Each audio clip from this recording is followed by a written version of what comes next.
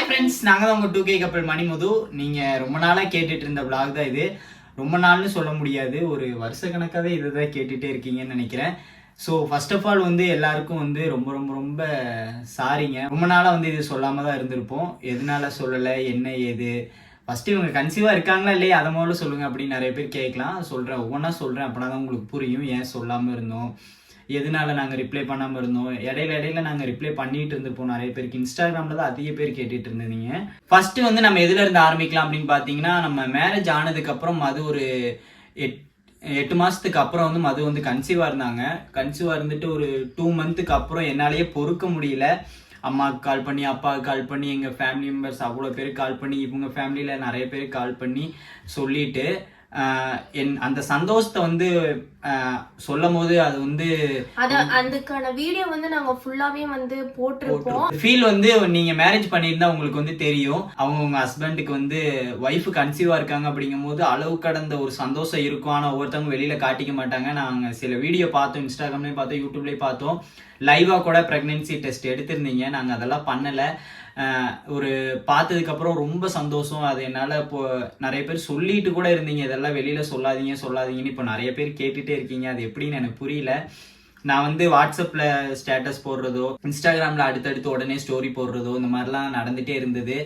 நாங்க ரொம்ப நிறைய கனவு வளர்த்துக்கிட்டோம்னு நினைக்கிறேன்.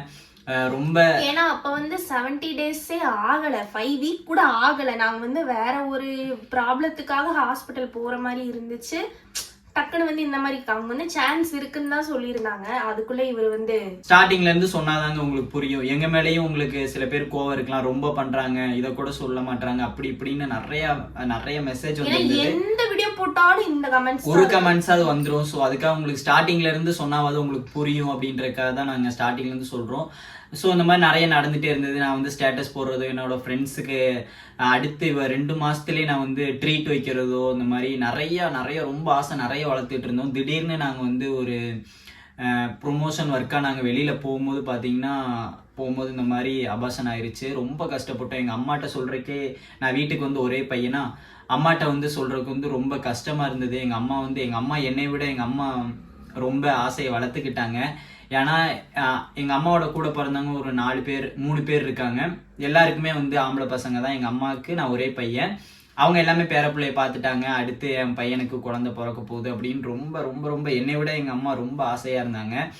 ரொம்ப ஆசையாக இருக்கும் போது இது வந்து நம்ம எப்படி அபார்ஷன் ஆயிடுச்சு, அதை வந்து அம்மாட்ட எப்படி சொல்கிறது அப்படின்னு நான் ரொம்ப கஷ்டப்பட்டேன். எங்கள் அம்மா கால் பண்ணி, அம்மா இந்த மாதிரி ஆயிடுச்சுமா, ஹாஸ்பிட்டலில் போயிட்டு, இப்போ ஹாஸ்பிட்டல்லே அங்கேயும் நிறைய பேர் எங்களோட ஃபாலோவர்ஸ் அண்ட் சப்ஸ்கிரைபர்லாம் நிறைய பேர் இருந்தாங்க. அவங்க முன்னாடி அழுகாத, ஒரு மாதிரி என்ன ஏதாவது சண்டையாக நினச்சிக்குவாங்க அப்படி இப்படின்னு எனக்கு அந்த இது அப்படியே ஓடிட்டே இருக்காங்க நடந்தது. எதாவது நமக்குள்ளே சண்டை நினச்சிக்குவாங்க, இந்த இடத்துல அழுகாத, வீட்டில் போய் பேசிக்கலாம் அப்படிங்கிறவங்க அந்த இடத்துல அழுகிற இவ்வளோ கண்ட்ரோல் பண்ணி வீட்டுக்கு கூட்டிகிட்டு வந்து சரியான அழுக. எங்கள் அம்மா கால் பண்ணுறாங்க. வீட்டுக்கு வந்ததுக்கப்புறம் எங்கள் அம்மாவே கால் பண்ணாங்க, நாங்கள் இந்த மாதிரி டெஸ்ட்டுக்கு போகிறோமா, போயிட்டு வரோமா அப்படின்னு சொல்லிட்டு தான் ரொம்ப ஜாலியாக போனோம், சந்தோஷமாக போயிருந்தோம். இந்த மாதிரி அபார்ஷன் ஆயிடுச்சுமா அப்படின்னு வீட்டில் வந்து சொல்லும் போது எங்கள் அம்மா வந்து, ஐயோ என்ன சொல்கிற, வேற ஹாஸ்பிட்டல் போகலாம் வா, அப்படிலாம் எதுவும் இல்லை அப்படி இப்படின்னு எங்கள் அம்மா என்னென்னமோ சொன்னாங்க. வேற ஹாஸ்பிட்டல் போகலாம், என்ன வேணாலும் பார்த்துக்கலாம் வா அப்படி பண்ணாங்க. இல்லைம்மா அபார்ஷன் ஆயிடுச்சுமா அப்படின்னு சொல்லும்போது ரொம்ப கஷ்டப்பட்டோம்.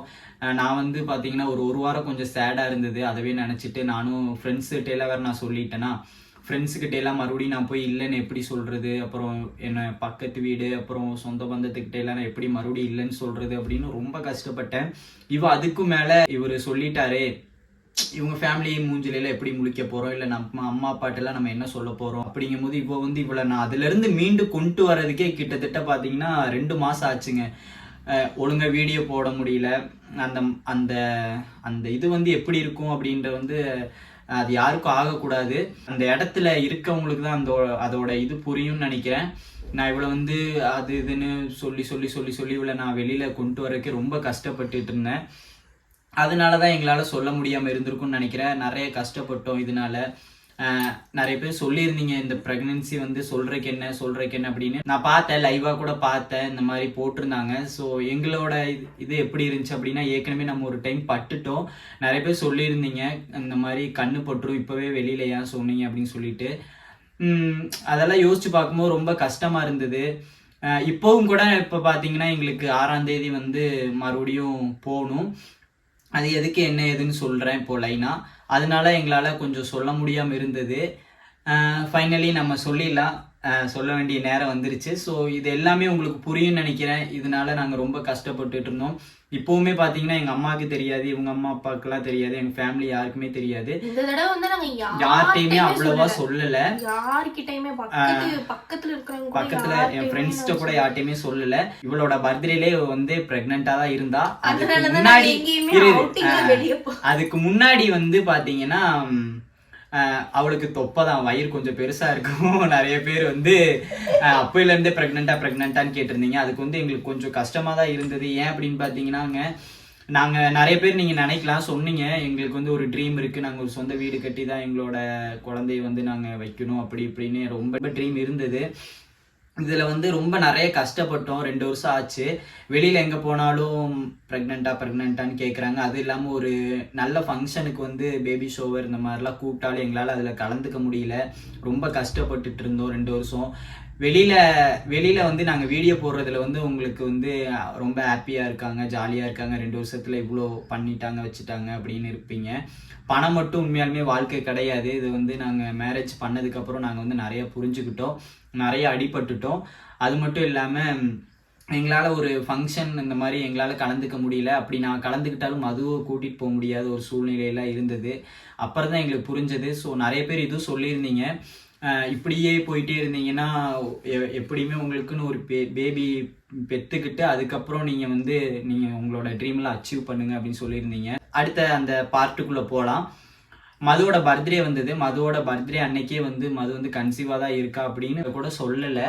அதனால நான் வந்து வெளியில நாங்கள் எப்பவுமே பார்த்தீங்கன்னா நான் இவர்கிட்ட சொல்லலை. சரி இருக்கலாம் அப்படி இவர்கிட்ட சொன்னா, இவரு போன தடவை பண்ணதே எனக்கு நல்ல ஞாபகம் இருந்தது. சரி இவரு நம்மளோட பர்த்டே எல்லாம் பாத்தீங்கன்னா ஃபுல்லா வந்து வெளியில தான் நம்ம செலிப்ரேட் பண்ணுவோம். பர்த்டே ஆகட்டும், நம்மளோட வெட்டிங்கா இருக்கட்டும், இந்த மாதிரி இருக்கல வெளியில போய் தான் செலிப்ரேட் பண்ணுவோம். இவளோட பர்த்டேக்குமே நாங்கள் வெளியில போய் செலிப்ரேட் பண்றதா பிளான். இவளை நான் கூப்பிட்டப்ப வந்து இல்லை வேண்டான்ட்டே இருந்தா, இல்லை எப்பவுமே நம்ம வெளியில அவுட்டிங் போறது தானே, போய் ஜாலியாக அங்கே போய் செலிப்ரேட் பண்ணிட்டு வரலாம் அப்படின்னமோ வேணாம்னா ஒரு புதுசா இருந்தது. சரி ஓகே அப்படின்னு ஃப்ரீயா விட்டுட்டோம். அடுத்து என்ன வந்தது? ஆயுத பூஜையா? ஆமா, பர்த்டேக்கு அடுத்த நாளே ஆயுத பூஜையா இருந்தது. நான் வந்து தூங்கிட்டு இருந்தேன் அப்படின்னு நினைக்கிறேன். உண்மையாலுமே இது வந்து நாங்க ஒரு வீடியோ எடுத்து வச்சிருக்கோம். அதை நாங்க கண்டிப்பா அப்லோட் பண்றோம், இன்ஸ்டாகிராம்ல அப்லோட் பண்றோம். நான் நைட் ஒரு 11 மணி இருக்குமா, 11 மணியெல்லாம் இருக்கும். ஆக்சுவலா நான் காலையில பாக்கலாம் அப்படின்னு சொல்லி தான் எடுத்துட்டு வாங்கிட்டு வந்து வச்சிருந்தேன். சரி இருந்தாலும் எனக்கு வந்து, ஆனா இதுக்கு முன்னாடி அதாவது அந்த அபார்ட் ஆனதுக்கு அப்புறமே ஒரு 2-3 தடவை நடந்திருக்கு. வாங்கிட்டு வந்து பாக்குறது அந்த மாதிரி இது நடந்திருக்கு. ஆனா எதுவுமே இருக்காதா, அப்போ வந்து கஷ்டமா இருக்கும். இவருக்கு தெரியும் அதெல்லாம். சரி இந்த தடவை இவர்கிட்ட சொல்ல வேணாம், கஷ்டப்படுவார் அப்படின்னு சொல்லிட்டு சரி காலையில் இருந்துச்சு பார்த்துக்கலாம். ஆனா அந்த டைம் எனக்கு வாங்கிட்டு வந்து அது பிரெக்னன்சி கார்டு வாங்கிட்டு வந்து வச்சதுமே எனக்கு வந்து பதட்டம் வந்துடும். நைட்டு ஃபுல்லாவே பதட்டமா இருக்கும், தூக்கம் இருக்காது. காலையில 3 மணிக்கெல்லாம் எந்திரிச்சிருவேன். ஒரு மாதிரி இருக்கும் அந்த டேவே, ஒரு மாதிரி ரொம்ப ப்ரெஷர் ஆன மாதிரி இருக்கும். சரி அந்த அளவுக்கு நம்ம ப்ரெஷர் ஆகக்கூடாது அப்படின்னு சொல்லிட்டு என்ன நினைச்சேனே தெரியல. திடீர்னு சாமியை பார்த்துட்டே படுத்துட்டு இருந்தேன். சரி வா போவோம், நடக்கிறது நடக்கட்டும் பாத்துக்கலாம் அப்படின்னு சொல்லிட்டு நான் பாட்டுக்கு போயிட்டேன். ஒரு ரெண்டு நிமிஷத்துல எல்லாமே நடந்துருச்சு. அதுலயும் 2 கோடு வந்துருச்சு. ஆனா எல்லா டைமுமே நான் வந்து வீடியோ எடுப்பேன். எல்லா டைமுமே இவரோட மொபைல் எடுத்துட்டே போவா. எனக்கே ரொம்ப கஷ்டமா இருக்கும். கைக்கெல்லாம் வெட்ட இவளுக்கு ஆடுது, என்னமதாச்சு அப்படிங்கிற இப்படி காடை காமிக்கிறோம். அப்படியே எனக்கு ஒரு சந்தோஷம். ஏற்கனவே ஒரு டைம் இப்படி ஆகி அபார்ட் ஆனதுனால ரொம்ப கஷ்டமா இருந்தது. சரி யார்கிட்டையுமே சொல்ல வேண்டாம், அம்மாட்டையும் சொல்ல வேணாம், உங்க அம்மா அப்பாட்டையும் சொல்ல வேண்டாம், ஃப்ரெண்ட்ஸ் சர்க்கிள் யார்கிட்டையுமே சொல்ல வேண்டாம். நம்ம மனசுக்குள்ளே வச்சுட்டு நம்ம ஃபர்ஸ்ட் செக்அப் போகும்போது நம்ம அப்பா அம்மாட்ட சொல்லிக்கலாம். நெக்ஸ்ட் டே வந்து விஜயதசமியா இருந்தது. சோ உங்களுக்கே தெரியும். உண்மைதாங்க. அது வந்து பாத்தீங்கன்னா நிறைய பேர் இன்ஸ்டாகிராம்ல செக் பண்ணுங்கன்னு சொல்லியிருந்தீங்க. அதுக்கு வந்து தைராய்டு இருக்குதான். அது வந்து இப்போ வந்து ஃபுல்லா தைராய்டு இல்ல அப்படின்னு சொல்லிட்டு அதுக்கான ப்ரொசீஜர் தான் எனக்கு ஹாஸ்பிட்டல்ல போயிட்டு இருந்தது. அதுக்கப்புறம் அது வந்து டேப்லெட் வந்து ஸ்டாப் பண்ற டைம் எனக்கு வந்து ஓவர் கண்ட்ரோல் ஆயிடுச்சுன்னு சொல்லி ஸ்டாப் பண்ற டைமா இருந்தது. ஸோ அதுக்குள்ள எனக்கு வந்து நவம்பர் 11 வந்து செக்அப் வர சொல்லியிருந்தாங்க. அக்டோபர் 23 வந்து இந்த மாதிரி ஆயிடுச்சு. சரி நம்ம தைராய்டு இருக்கு, லேட் பண்ணக்கூடாது அப்படின்னு சொல்லிட்டு காலையில எந்திரிச்சுட்டு ஹாஸ்பிட்டலுக்கு கால் பண்ணி டாக்டர் இருக்காங்களான்னு கேட்டுட்டு கிளம்பி போயிட்டோம். மத்தியானம் 1 மணி ஆயிடுச்சு. நாங்க அந்த அன்னைக்கு போய் ஒரு 2 நிமிஷம் கூட இருக்காது, டக்கு இவங்கள உள்ள விட மாட்டாங்க. அவ டக்குன்னு வச்சு பார்த்துட்டு உடனே ஆமாமா அப்படின்ட்டாங்க. அது மட்டும் இல்லாம ஹாஸ்பிட்டல்ல இருக்கவங்களும் எங்க வீடியோ பாக்குறவங்க ஒரு 2 பேர் நர்ஸ்ன்னு நினைக்கிறேன், அவங்ககிட்டயுமே இதை பத்தி யாரும் நீங்க வெளியில சொல்லாதீங்க அப்படின்னு சொல்லியிருந்தோம். இப்போ வந்து பாத்தீங்கன்னா நம்ம ஃபர்ஸ்ட் செக்அப் போனதுக்கு அப்புறம் ஃபர்ஸ்ட் செக்அப்ல வந்து போயிட்டு அங்க வந்து ஓகே அப்படின்னு சொல்லிட்டாங்களா. அதுக்கப்புறம் என்னால தாங்கவே முடியல. ஃபர்ஸ்ட்ல ஓகே சொல்லிட்டாங்களா, இதுக்கப்புறம் என்ன அப்படின்னு சொல்லிட்டு ஸ்டோரி போட்டா அதுக்கப்புறமும் ஒரே சந்தோஷம். நான் பழைய இது ஐயோ பிரெக்னெண்டா இருக்காளா அப்படின்ட்டு மறுபடியும் பாட்டெல்லாம் எடுத்து வைக்கிறது, மறுபடியும் ஸ்டோரி ஞாபகப்படுத்திட்டே இருந்தேன் நான் இவரை தினமும் சொல்லாதீங்க. கிட்டத்தட்ட ஒரு நான் அதுக்கப்புறம் ஒரு 7-8 டைம் நான் ஸ்டோரி வந்து இவங்களுக்காவது வைக்கலாம் டைப்லாம் பண்ணிடுவேன், பாட்டு வச்சிருவேன், ஆனா அப்லோட் பண்ண மாட்டேன். மறுபடியும் டைப்லாம் பண்ணுவேன், பாட்டுலாம் வச்சிருவேன். இந்த மாதிரியே ஒரு 7-8 டைம் நடந்துட்டே இருந்தது. வாட்ஸ்அப்ல அதே மாதிரி ஒரு கிட்டத்தட்ட நான் இது வரைக்கும் அப்பா சாங் மட்டுமே ஒரு நிறைய எடுத்து வச்சுப்பேன். எவ்வளவு இருக்குன்னு தெரியல, லைனா நான் எடுத்து வச்சிருக்கேன். அப்லோட் பண்ணலாம் வேண்டாம். இது வந்து யாருக்குமே தெரியாது. நான் இன்ன வரைக்கும் வாட்ஸ்அப்ல ஒரு ஸ்டேட்டஸ் போட கிடையாது. இன்ஸ்டாகிராம்ல வந்து நான் மது கன்சீவ் தான் அப்படின்னு நான் எதுவுமே போடுறது கிடையாது. யூடியூப்லேயே வந்து நான் ஒரு கம்யூனிட்டி போஸ்ட் கூட நான் இன்ன வரைக்கும் மது கன்சீவ்னு அப்லோட் பண்ணது கிடையாது. உங்களுக்கு கூடிய சீக்கிரம் இதுக்கான அப்டேட் தரோன்னு மட்டும் நாங்கள் சீக்கிரம் சொல்லிட்டு இருந்திருந்தோம்.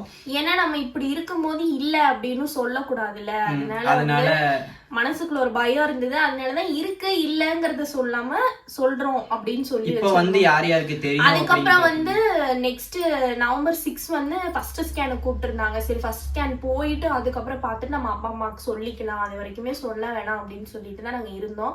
அதே மாதிரி 6ஆம் தேதி வந்துச்சு, ஃபர்ஸ்ட் ஸ்கேனுக்கு போனோம். பார்த்துட்டு ஓகேம்மா நல்லா இருக்கு அப்படின்னு சொன்னாங்க. தைராய்டு டேப்லெட்டும் எனக்கு அன்னையோட வந்து நிப்பாட்டிட்டாங்க. சரி பேபி வந்து தைராய்டும் இல்லாம போயிருச்சு. இப்போ வந்து எங்க அம்மா அப்பாக்கு எல்லாம் தெரியும். அப்பவே ஸ்கேன் முடிச்சுட்டு வெளியே வந்ததுமே இவங்க வீட்ல எங்க வீட்ல 2 வீட்லயுமே அப்புறம் எங்களோட ஃபேமிலி மெம்பர்ஸ் எல்லாருக்குமே தெரியும். என்னோட ஃப்ரெண்ட்ஸ் சர்க்கிள்ல யாருக்குமே தெரியாது. இந்த வீடியோ பார்த்து தான் அவங்களே ஃபோன் பண்ணி என்னடா என்கிட்ட கூட சொல்லலை அப்படின்னு நினைப்பாங்கன்னு நினைக்கிறேன். அவங்களே புரிஞ்சுப்பாங்க. ஏன் அப்படின்னு பார்த்தீங்கன்னா நீங்களும் புரிஞ்சுப்பீங்கன்னு நினைக்கிறேன், நம்புறேன். நீங்க நிறைய பேர் கமெண்ட் பண்ணலாம், இது சொல்றதுக்கு என்ன, ஏன் நிறைய பேர் இந்த மாதிரி லைவாவே இந்த மாதிரி பிரெக்னன்சி டெஸ்ட் எல்லாம் கன்சீவாக தான் இருக்குன்னு போடலையா, நீங்க மட்டும் ஏன் ரொம்ப பண்றீங்க அப்படி இப்படின்லாம் நிறைய பேர் கேட்கலாம்.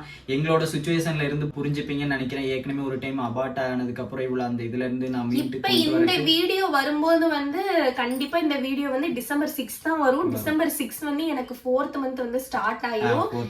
இன்னைக்கு வந்து நாங்க December 6 வந்து நாங்க ஸ்கேன் போயிருப்போம். ஆனா இந்த வீடியோ வந்து நாங்க அதுக்கு முன்னாடியே தான் நீங்க இப்போ கரெக்டா என்ன டைம் 5 மணிக்கு நீங்க இப்ப பாத்துட்டு இருப்பீங்கன்னு நினைக்கிறேன். 5 மணிக்கு வந்து நாங்க ஹாஸ்பிட்டல் 4th month செக்அப் வந்து போயிட்டு வந்திருப்போம். சரி ஓகேங்க, நம்ம நிறைய பேசியிருப்போம் அப்படின்னு நினைக்கிறேன். மது வந்து பிரெக்னெண்டா இருக்காங்க. 3 month வந்து கம்ப்ளீட் ஆக போகுது. 6ஆம் தேதி வந்தா 4th month ஸ்டார்ட் ஆயிரும். ஸோ எங்களுக்கு சப்போர்ட் பண்ணவங்களுக்கு எல்லாருக்குமே ரொம்ப நன்றி. அதுக்கப்புறம் இன்னும் ஒரு விஷயம் பேசணும் அப்படின்னு நினைக்கிறேன். இன்ஸ்டாகிராம்ல ஏன் உங்களுக்கு ஃபாலோவர்ஸ் ஏறலை அப்படின்னு கேட்டிருந்தீங்க. எங்களுக்கு வந்து ஒரு வருஷத்துக்கு ஒரு டைமாவது நாங்கள் 100K கிட்ட போயிட்டே தான் இருந்தோம். கடந்த ஒரு 2 வருஷமா பார்த்தீங்கன்னா எங்களுக்கு கம்யூனிட்டி கைட்லைன்ஸ் விழுந்துருச்சு. எதனால விழுந்துச்சுன்னு தெரியல. லைக்ஸுமே அவ்வளோ வரதில்ல. ஃபாலோவர்ஸ் வந்து ஃபுல்லாக அன்ஃபாலோவர்ஸே தான் ஆகிட்டே இருக்கு. உண்மையாமே அன்ஃபாலோ பண்ணுறீங்களா இல்லை அதுவே ஆட்டோமேட்டிக்காக ஆகுதா என்ன ஏதுன்னு எங்களுக்கு தெரியல. நீங்களும் ஃபாலோ பண்ணிட்டு இருந்தீங்கன்னா இன்னுமே நீங்க ஃபாலோவில் தான் இருக்கீங்களா அப்படின்னு சொல்லி ஒரு தடவை செக் பண்ணிக்கோங்க. ஆட்டோமேட்டிக்காக அது வந்து அன்ஃபாலோ ஆகிட்டு இருக்குன்னு நினைக்கிறேன். எங்களுக்கு இந்த கம்யூனிட்டி கைட்லைன்ஸ் விழுந்ததுனால. ஸோ பரவாயில்ல, பார்த்துக்கலாம். ஆனால் எங்களுக்கு வந்து எப்பவுமே இன்ஸ்டாகிராம் ஓப்பன் பண்ணதுமே இந்த 100+ ஃபாலோவர்ஸ் வந்து காமிச்சுக்கிட்டே தான் இருக்கும். ஆனா எவ்வளவுக்கு எவ்வளவு ஃபாலோவர்ஸ் வந்து ஏறுதோ அவ்வளவுக்கு அவ்வளவு வந்து அன்ஃபாலோவர்ஸும் ஆகுது. ஆனா அது வந்து என்ன காரணம் அப்படின்னு வந்து எங்களுக்கு தெரியல. ஆனா இந்த ப்ராப்ளம் வந்து எங்களுக்கு கம்யூனிட்டி கைட்லைன்ஸ் விழுந்ததுல இருந்தா, இல்லைன்னா கண்டிப்பா இன்னும் 1M அடிச்சிருக்கோம். 3 வருஷத்துக்கு முன்னாடி இந்த மாதிரி தான் இருந்தது. தஞ்சாவூர் போயிருந்தோம். தஞ்சாவூர் போனதுக்கு அப்புறம் ஒரு ரீக்ரியேஷன் சாங் ஒரு 7-8 டைம், அதுக்கப்புறம் இந்த டைலாக் அதே மாதிரி எல்லாம் பண்ணதுனால அதை எடுத்து விட்டாங்க. மறுபடியும் கம்யூனிட்டி கைட்லைன்ஸ் விழுந்துருச்சுங்க. ஸோ அதை வந்து எடுக்கிறதுக்கு நாங்களும் என்னென்னமோ பண்ணுறோம். அதனால தான் நம்மளோட ஃபாலோவர்ஸ் வந்து அப்படியே ஸ்டாப்பில் இருக்குது. கூடிய சீக்கிரம் நம்ம அதை எடுத்துகிட்டு நம்மளும் கூடிய சீக்கிரம் வந்து 1 million அடிக்கலாம். நிறைய பேர் சொல்லிகிட்டே இருக்கீங்க மெசேஜில், நம்மளும் சீக்கிரம் 1 million அடிக்கலாம் அப்படின்னு சொல்லிட்டு நம்மளும் கூடிய சீக்கிரம் வந்து 1 million அடிக்கிறோம். வேர்த்துச்சுங்க ரொம்ப. ஃபேன் போட்டால் அந்த ஒரு மாதிரி உங்களுக்கு குறைன்னு கேட்கும். அதனால தான் ஃபேன் ஆஃப் பண்ணிட்டு பேசிகிட்டு இருக்கோம். ஓகே, ஃபைனலி வந்து மது வந்து ப்ரெக்னென்ட்டு. நீங்கள் கேட்டுட்டு இருந்த வீடியோ வந்து இதுதான். நாங்கள் இதை சொல்லி உங்களுக்கு வந்து நிறைய பேர் ஏன் இதை முன்னாடியே சொல்லியிருக்கலாம்ல, ஏன் ஸ்டோரி போட்டிருக்கலாம்ல, ஏன் எங்கிட்ட சொல்றதுக்கு என்ன உங்களுக்கு அப்படி இப்படி நிறைய பேர் பேட் கமெண்ட்ஸ் பண்ணலாம். எங்களோட சுச்சுவேஷன்ல இருந்துட்டு இதே நீங்களே தான் வந்து 5 months அப்புறம் சொல்லுங்கன்னு சொல்லியிருந்தீங்க. நிறைய பேர் ஏன் சொல்லலைன்னு கேட்குறீங்க. எங்களுக்கு ஒன்றும் புரியல. உங்களுக்காகவே எங்கள் அம்மா அப்பா எல்லாருமே வீடியோ போட வேணாம்னு சொன்னாங்க. நீங்கள் இவ்வளோ பேர் கேட்டுட்டு இருக்கீங்க, எங்களை நம்பி ஃபாலோ பண்ணுறீங்க, எங்களை நம்பி சப்ஸ்கிரைப் பண்ணியிருக்கீங்க. உங்களுக்கு நாங்கள் உண்மையாக இருக்கணும் அப்படின்னு சொல்லிட்டு நாங்கள் ஃபைனலி இது வந்து நாங்கள் உங்களுக்கு ரிவீல் பண்ணிட்டோம். இன்ஸ்டாகிராமில் வந்து நான் இதை ஸ்டோரி போடுவேன். இன்ஸ்டாகிராமில் இருந்து நம்ம யூடியூப்ல வந்து பார்க்குறவங்க மறக்காம சப்ஸ்கிரைப் பண்ணி வச்சுக்கோங்க. இதுக்கு அடுத்தடுத்த vlog வந்து மது ப்ரெக்னென்சி vlog தான் அடுத்து தொடர்ந்து வரும். இதுக்கப்புறமாவது நமக்கு ஒவ்வொன்றா நல்லது நடக்குமான்னு பார்ப்போம். அடுத்தடுத்து நம்ம vlog போட முடியுமான்னு பார்ப்போம். ஏன்னா இதுக்கு முன்னாடி வந்து நிறைய தடங்கள் வந்து என்னால் போட முடியல. மது ப்ரெக்னென்ட் ஆனதுக்கப்புறம் அதுக்கு வந்து தைராய்டு இல்லாமல் போயிருக்கு. அதுதான் ஃபஸ்ட்டு ஒரு நல்ல விஷயம். இதுக்கப்புறம் வந்து நமக்கு நல்ல விஷயமா நடக்குதான்னு பார்ப்போம். உங்களுக்காகவே நாங்கள் வந்து இதுக்கப்புறம் இதை பற்றின vlog தொடர்ந்து நாங்கள் அப்டேட் பண்ணிகிட்டே இருக்கோம்.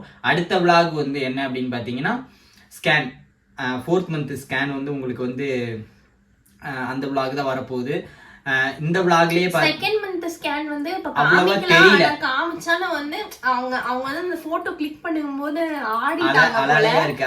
அதனால வந்து இப்படி கோடு மாதிரி இருக்கு. அதனால தெரியல. 4th month இது வந்து நம்மளோட அப்பவாது ஆடாம இருக்கணும். அது வந்து நாங்க உங்களுக்கு 4th month ஸ்கேன் வந்து நல்லா தெளிவா காட்டுறோம். ரொம்ப நிறைய நேரம் போயிருக்கோம் அப்படின்னு நினைக்கிறேன். ஃபுல்லா பார்த்தவங்க வந்து எங்களை பிளஸ் பண்ணுங்க.